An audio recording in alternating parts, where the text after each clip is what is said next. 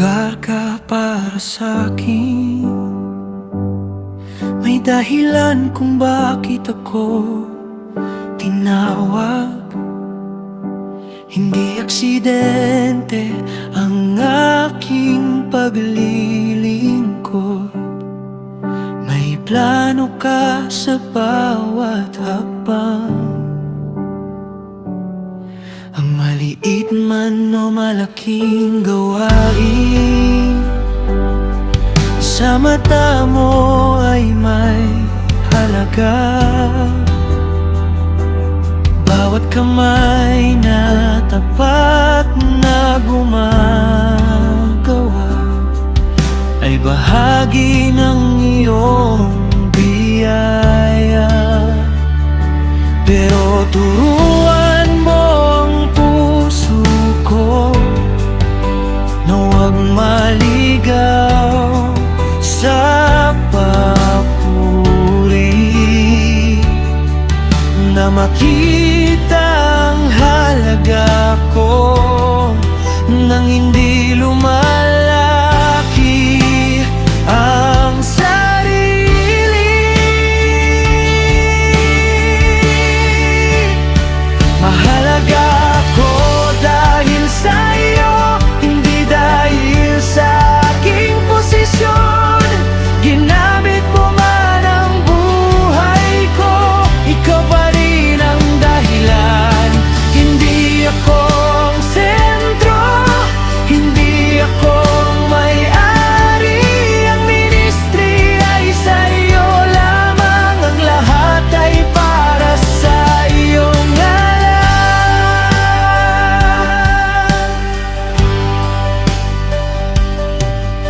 Kapag walang nakakakita, kapag walang pumapalakpak,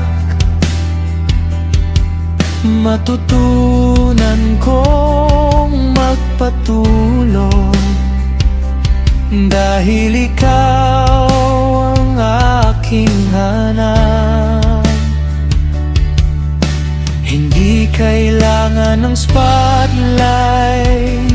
para maging tapat sa iyo. Ang lihim na paglilingkod, nakikita mo, Panginoon. Kapag pumasok ang kayabangan, palalahanan mo ako ng lahat ng nasa akin ay galing lamang sa iyo. Mahalaga ako dahil sa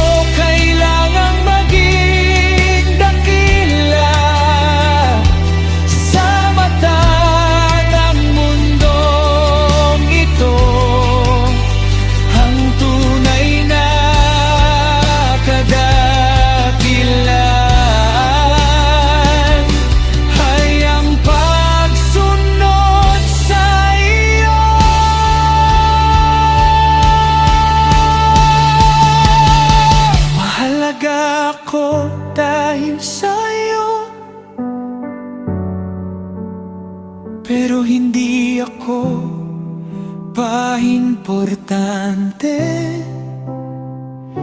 Maglilingkod ako ng may galak, ng may pusong mapagpapalagay.